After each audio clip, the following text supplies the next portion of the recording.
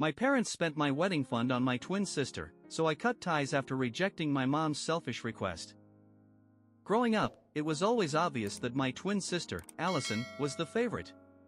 My parents never even tried to hide it. They went so far as to take the money they had saved for my wedding and spend it all on her instead. That was the final straw for me. I cut them off completely after refusing to cave into my mother's selfish demands. I am 23 years old, and to be honest, I have not spoken to my family in years. I used to try. At one point, we were at least on speaking terms, even if they always treated me as less important than Allison. But about 2 years ago, I stopped making any effort, and they did not seem to care enough to reach out either. That was until recently. Allison is 12 minutes older than me, and for my parents, that was enough of a reason to treat her like she was special. She was their golden child from the start. The truth is, they never even wanted 2 kids. They had planned for just one and realized too late that they would have to deal with a second. By the time they found out, they did not want to risk anything, so they had me anyway, but it was clear I was never really wanted. I did not even learn this from them. I found out in high school when my uncle, after having a little too much to drink at a Thanksgiving party, spilled the truth. That was the day I finally stopped trying to win my parents over. They had already made their choice, and it was not me. Allison and I had a ridiculous rivalry as kids, though to call it a rivalry makes it sound like it was something she actually cared about. I would try to beat her at everything just to prove to my parents that I was worth something, but they always resented me more for outshining her. Allison did not even care about competing with me. She just wanted attention. She was good at getting it too. She knew how to make people feel sorry for her, and whenever I did something better than her, she would act hurt, making it look like I was the bad guy. Everyone bought into it, our parents, some of our relatives, and even kids at school. In the end, I at least got something out of it. I worked hard, got great grades, and built up a solid resume with extracurriculars. Allison, on the other hand, got sympathy, validation, and all of our parents' attention. Looking back, I do not think I would trade places with her, but I would be lying if I said I did not want to rub my success in her face just a little more. 2 years ago, we turned 21. By then, we had both graduated. She had gotten a degree from some standard college, while I had earned mine from one of the top business schools in the state. Not only that, but I was valedictorian and had a full scholarship, which meant my parents barely had to spend anything on my education. And call me crazy, but I actually thought they might be proud of me. They were not. They only cared about Allison and what she was going to do next because she had barely managed to graduate. At the time, both of us had moved back home. I had already started working as an intern at a firm, but Allison was struggling to find a job and getting rejected at every turn. That was my parents' biggest concern. They never even acknowledged what I had achieved. I should not have been surprised, but I was still disappointed. I tried to act like it did not bother me since I was still living under their roof and did not have the savings to move out yet. So I told myself I would keep my mouth shut. Then our 21st birthday came, and I realized I could not pretend anymore. I had expected them to do something for both of us, but the day before, I found a note saying they had gone on a trip to the beach with Allison and her friends and would be back in a few days. They left me home alone with nothing but that note, a half-hearted happy birthday, and a $50 gift card. That was the moment I finally had enough. There had been plenty of times before when they had treated me unfairly, but this was on another level. They did not even pretend to care. It hurt more than I wanted to admit, and that was the day I decided I was done with them for good. I had a couple of friends who were happy to let me crash with them until I could find a place of my own. It would not take long since my internship was going well, and there was a high chance they would offer me a permanent position when it ended. I just needed a couple of months. So I packed my things, moved in with a friend, and left without telling my parents or my sister. And they never even tried to reach out. They called me the next day, on my birthday. But it was not to wish me well. They just wanted to tell me they would be back soon and that I should get a plumber to fix the faucet. That was it. I told them I had moved out, thinking it might actually get a reaction out of them, but they barely even acknowledged it. My parents did not care, and Allison did not even pretend to. And that was that. That was the last real conversation I had with them. I never went back, and they never checked in. Occasionally, I would hear bits and pieces about Allison from mutual friends, but that was about it. They knew nothing about my life, and I knew nothing about theirs. For the past 2 years, I have been focused on building my own life, and I am doing pretty well. I have my own apartment. It is not huge, but it is in a nice neighborhood, and I can comfortably afford it with my salary. That is more than a lot of people my age can say. I have worked hard to get here, and I have done it without them. I know that Allison got married a few months ago to some businessman almost 10 years older than her. She is living in California now, and from what I have heard, she is enjoying a luxurious lifestyle. I thought my family was fine until 2 days ago when I got a call from my uncle. He told me that my parents had been in a bad car accident and that they wanted to see me. Even though I had not spoken to them in years, I still went. I may not care for them, but I am not heartless. When I got to the hospital, I learned they had already been there for a few days and were recovering from serious injuries. They had been hit by a truck. They were lucky to be alive. But of course, they had no health insurance. My father had always been one of those people who believed that if you just take care of yourself, you will never need a doctor. It was one of the dumbest things I had ever heard. Apparently, my parents had reached out to Allison first, but she flat out refused to help them. She would not even visit. She told them she did not want to ask her rich husband for money so soon after their wedding because it would make her look like a gold digger. And she refused to fly back because she could not leave her kids, who were not even hers. They were her husband's children from a previous marriage. And that was the sister they chose over me, but even if she had wanted to help them, she would not have been able to. Without her husband's money, she could not even afford a plane ticket back home. That is what happens when your whole life depends on someone else's bank account. She is a stay-at-home mother now, looking after children who are not even hers. So much for being the golden child. My parents spent my entire life making me feel like I was not enough, like Allison was the one who mattered. And now, when they needed help, she was not even willing to show up. The part that really got me, though, was that they had not even tried calling me first. Instead, they reached out to my uncle, who then called me and told me that my parents needed me to pay for their hospital bills. The amount was huge, and if I agreed, it would take me a long time to recover financially. I had worked too hard to build my own life, and the idea of giving up my hard-earned money for the same people who had never cared about me made me feel sick. I knew they had other relatives who could help them, and even if I said no, someone else would step in. But they wanted me to be the one to pay because they thought they could manipulate me into doing it. They even promised that I would get the money back soon, though I knew better than to believe that. So now, I was stuck.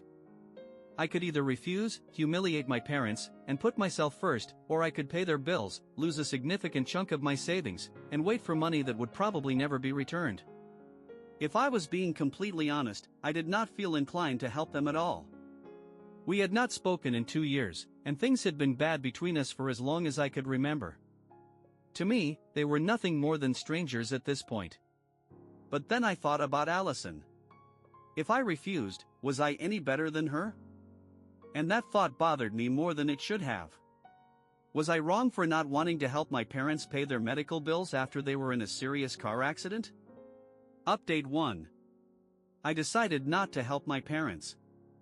It was a difficult decision, but the truth is, I knew they would be taken care of one way or another. The only reason they had reached out to me was that they were too proud to ask for help from the rest of the family. I have not told them yet. And honestly, how do you even tell your own parents that you are not going to help them pay their hospital bills after they have been through something like that? It has been almost 5 days since I last saw them, and after reading through some of the comments, I have realized something. I was still competing with Allison, even if I did not want to admit it. She had refused to help them, and deep down, I felt like I needed to step up and be the better daughter. But why? Why was I still caught up in this cycle when I had spent my whole life trying to break free from it? Maybe it is just who I am now. A lot of people pointed out how reckless it was of my parents not to have health insurance, and they were absolutely right. My father was the one who convinced himself that they did not need it, and had I still been part of their lives, I would have made sure he got it. But he did not even have car insurance because he believed he was such a great driver. They are lucky the truck driver was at fault. Otherwise, they would have had to cover the cost of the car repairs too. As for their financial situation, many people asked about it, and the truth is, they are fine. They are not wealthy, but they are not struggling either. My father is the head of sales at his company, and my mother works in human resources at a smaller firm. Their combined income is enough to support them. Growing up, money was never a concern. We could not live extravagantly, but we were comfortable. That has not changed. So I do not understand why they are acting like they cannot pay these bills on their own. If they can borrow money and promise to pay it back, then why can they not just cover the expenses themselves? They have not given me a real answer, and at this point, I doubt I will ever find out. Update 2. I finally told my parents that I was not going to pay their bills. They had been calling me non-stop for the past week, and yesterday, I realized that I could not just keep ignoring them. This was going to drag on until they left the hospital, so I picked up the phone and told them that I had thought about it, and I did not feel the need to help them. As expected, they did not take it well. My mother, despite her broken ribs, started yelling at me as loud as she could, calling me ungrateful and selfish. The same things I had heard my whole life. My father just told me that I was no longer their daughter and hung up the phone. The thing is, it did not hurt as much as I thought it would. Because I had not really been their daughter in a long time. They had spent years treating me like I was less than, so what difference did it make now?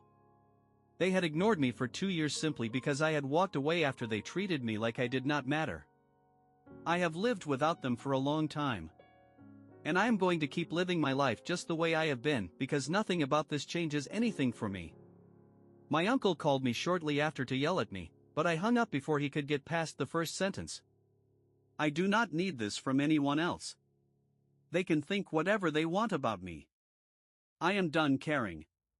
A little later, my uncle sent me a text. He told me that my parents still had other family members who could help them, but since things had gotten to this point, they had decided to use the wedding fund they had set aside for me and Allison. Except there was no wedding fund anymore. They had already spent more than half of it on Allison's wedding.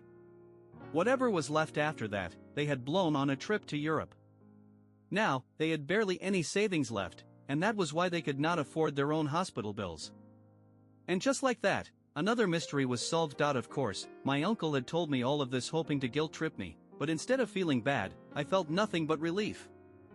I had worked too hard to be financially stable, and I was not about to throw my money away on people who had never cared about me. They had burned through their own savings recklessly, and that was not my problem.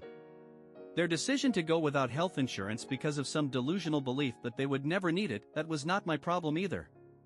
They could beg from the rest of the family or figure it out on their own, but I was done.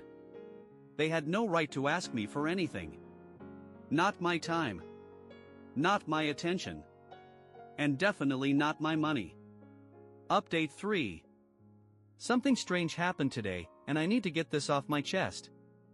I have not been able to talk to my friends about any of this because most of them have not known me for long, and I do not feel comfortable dumping my family drama on them.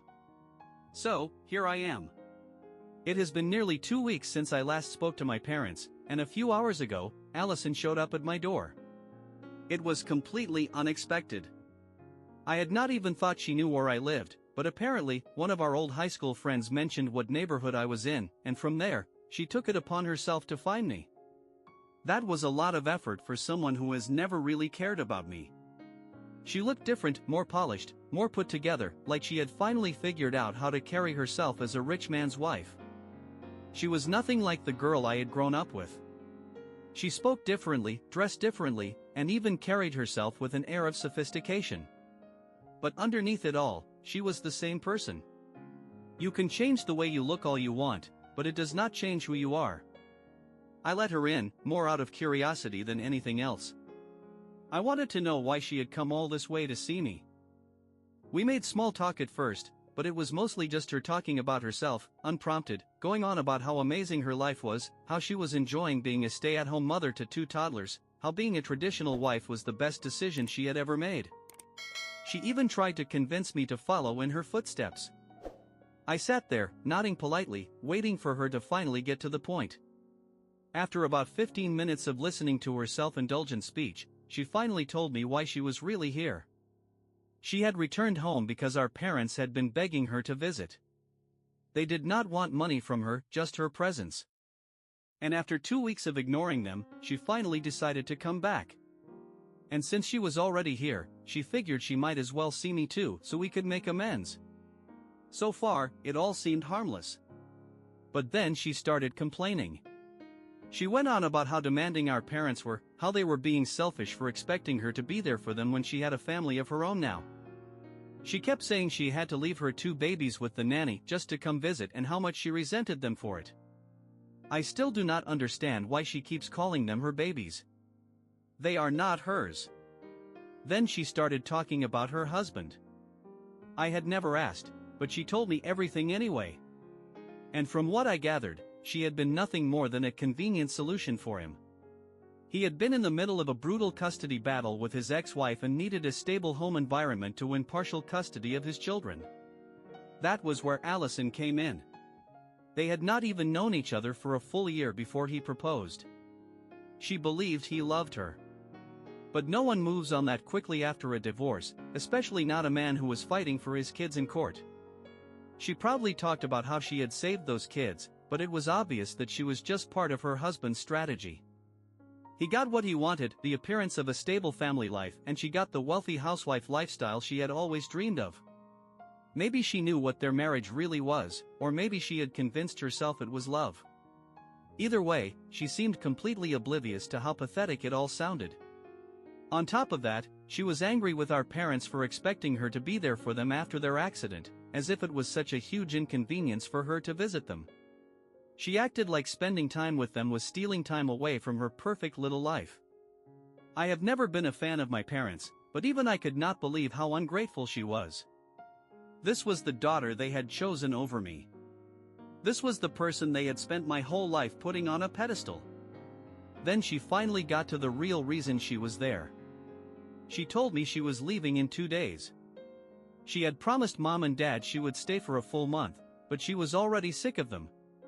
She was tired of hearing them talk about how traumatic the accident had been.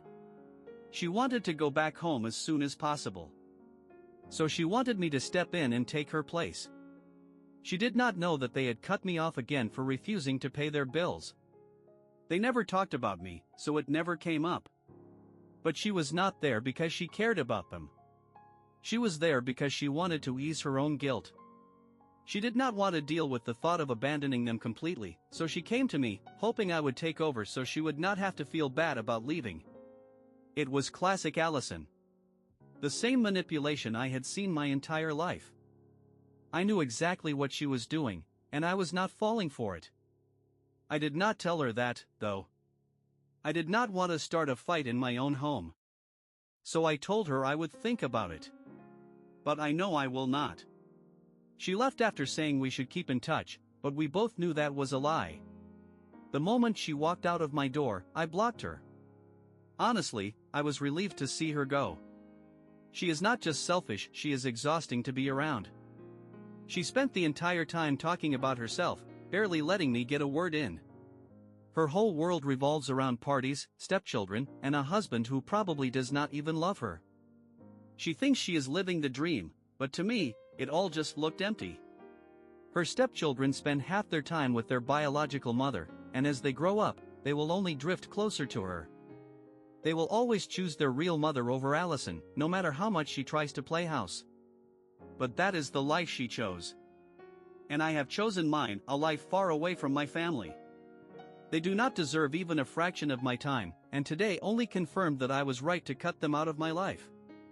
I do not want to be part of their world. They are selfish. They are cruel.